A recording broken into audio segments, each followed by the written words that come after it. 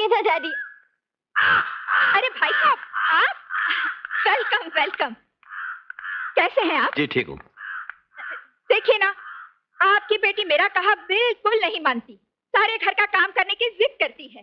हाँ अंकल, मैंने भी कितनी बार मना किया पर मेरी बात मानती ही नहीं। भाई साहब, आप धन्य हैं, सिर्फ सतयुग में ही इस तरह की बेटियां पाली जाती रही हूँ।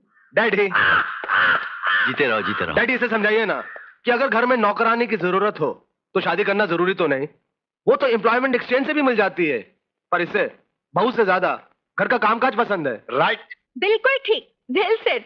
ओ डार्लिंग, ये कटका तो फेंक दो ना।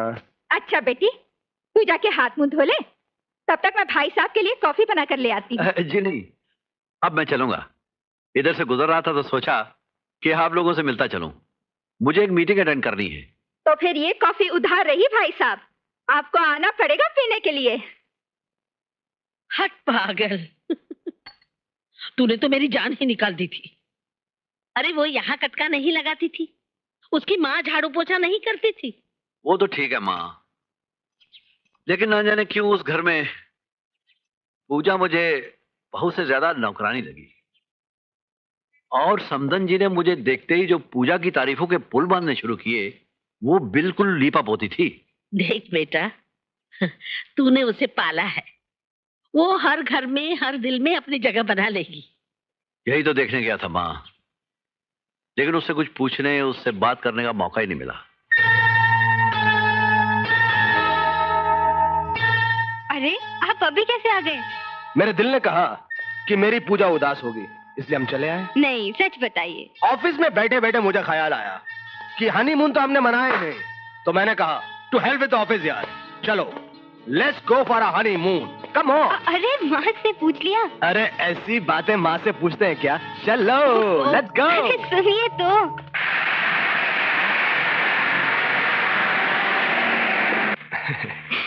ये अंग्रेजों ने हनीमून का रिवाज अच्छा निकाला है। क्यों?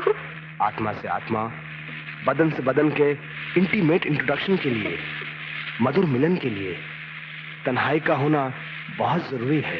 It's very essential. वो क्या चल रहा है? अरे कुछ नहीं डार्लिंग, शमशान घाट है।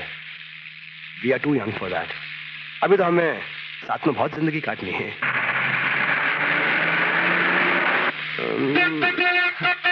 अरे ये कौन बदतमीज है?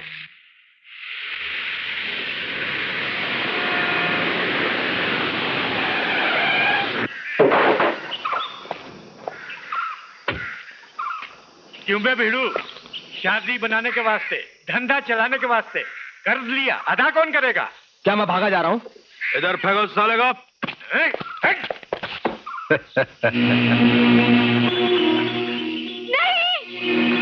इन्हें माफ कर दीजिए, मैं आपके आगे हाथ जोड़ती हूँ, इन्हें माफ कर दीजिए। हाथ मत जोड़।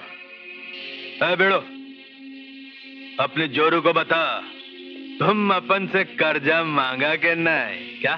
और अपन तुमको कर्जा दिला के नहीं? मैं क्या बोल रहा हूँ कि नहीं दिया?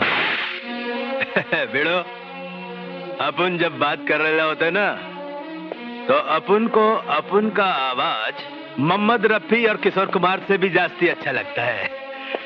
तुम खाली सुनो, अपन से कर्जा लेकर जो अपन को कर्जा वापस नहीं करता है ना, अपन उसकी जान लेने का कानून पास कर देता है क्या? नहीं, इनकी जान मत लीजिए, मुझे थोड़ी सी मोहलत दीजिए, मैं आपकी एक एक पाई चुका दूंगी। ओफो, तुम छोकरी होकर अपन के सामने हाथ फैलाता है, अपन इनकार भी नहीं कर सकता है। ठीक है, अपन तुमको 1 हफ्ते का मोहलत देता है, ठीक है? लेकिन याद रहे, 1 हफ्ते के अंदर अंदर अपन का एक एक पाई चुकता मांगता है, समझे? छोड़ दो इन्हें। और अगर पुलिस को खबर दी तो अपने पति की लाश मिलेगी तुम्हें। अरे पगली, तू रो क्यों रही है?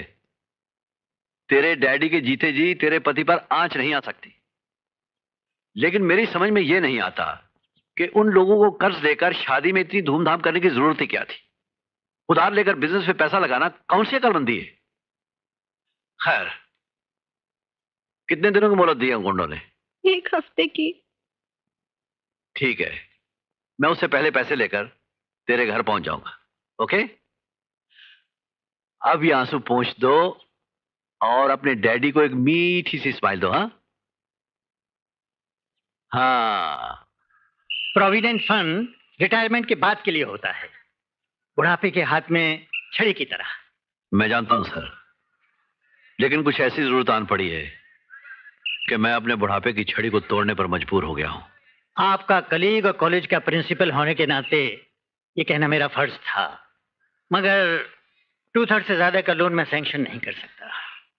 लेकिन आपको अपनी लाइफ पॉलिसी पर लोन चाहिए कब?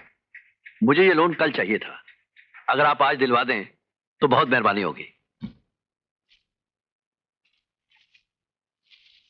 ये लो मोहन, 4 लाख रुपए हैं। Thank you daddy ji, thank you very much. Dear mother in law, मैंने कहा था ना, अगर प्रोफेसर साहब इस घर की इज्जत बचाने नहीं आए तो मेरा नाम कन्हैया लाल नहीं। भाई साहब, मैं आपका ये एहसान जिंदगी भर नहीं भूलूंगी। अजय, एहसान किस बात का? क्या मैं अपनी बेटी के लिए इतना भी नहीं कर सकता? अगर आप बुरा ना माने तो एक बात कहूं? हाँ हाँ, कहिए ना। अपनी चादर देखकर पांव फैलाना चाहिए, लेकिन आपने तो कुछ इतने पांव फैला लिए कि आपकी चादर के साथ साथ मेरी चादर भी छोटी पड़ गई। मैं चलता हूं।